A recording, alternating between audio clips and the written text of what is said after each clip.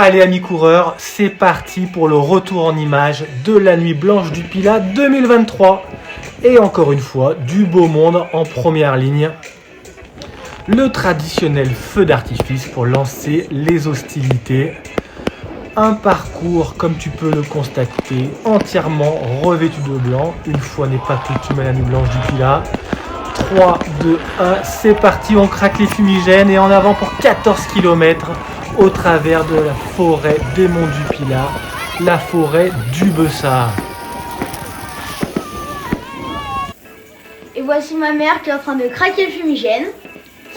Moins 7 degrés sur la ligne, vent du nord à 60-70 km/h, froid polaire mais chaud d'ambiance sur la ligne de départ grâce à nos bénévoles qui sont là pour vous encourager au départ, au milieu de la forêt et bien évidemment à l'arrivée autour d'un bon verre de vin chaud. Encore une fois, énormément de monde, vous étiez plus de 1400 à prendre le départ. Un départ animé par la voix de la Nuit Blanche du Pilat, la voix du duc de Savoie, le bien nommé Ugo Ferrari. On accompagne les derniers participants sur la ligne de départ, les retardataires, toujours énormément de monde à la Nuit Blanche du Pilat. Allez, on se retrouve directement dans la première bosse avec un trio de tête composé de Nicolas Falatic en blanc, de Tony Véricel qui mène l'allure et de Fred Marchand du Team Scott pour sa première participation.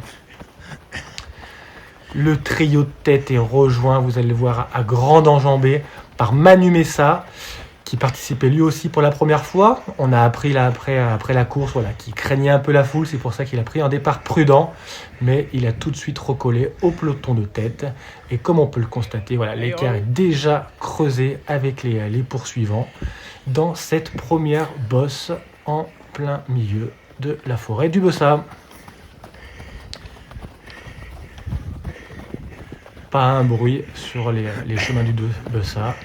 On entend juste le souffle des coureurs et le craquement de la neige sous les pieds. Voilà, les 8 premiers kilomètres du parcours sont plutôt descendants. Donc voilà, on a juste à dérouler la foulée, à faire attention à son rythme cardiaque. Parce que bien évidemment, si on descend pendant 8 km, il va bien évidemment falloir remonter après sur le village du Bessard.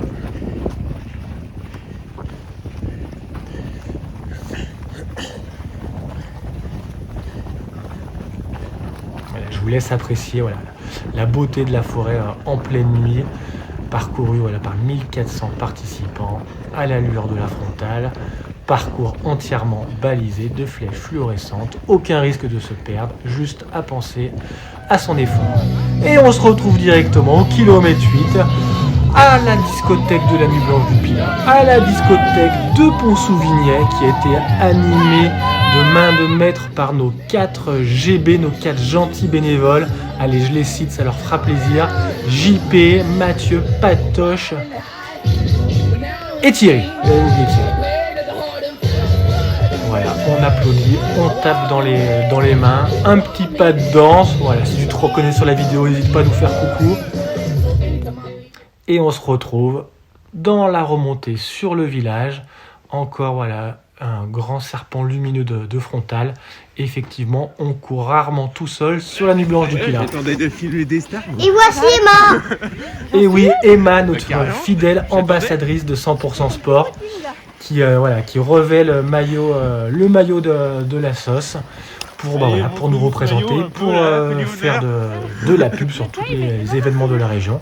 Donc si toi aussi tu as envie de porter fièrement le maillot de 100% Sport, n'hésite pas à nous contacter, c'est avec grand plaisir qu'on te remettra solennellement notre maillot. Et on se retrouve directement sur la ligne d'arrivée avec notre grand vainqueur Fred Tranchant en moins de 49 minutes pour parcourir ces 13,5 km. Il est suivi de près par Manu Messa. On a appris que c'était dans l'avant-dernière bosse que l'écart a été creusé par Fred.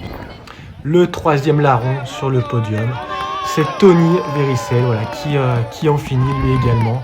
Il a tout donné pour revenir sur le village du Bessat.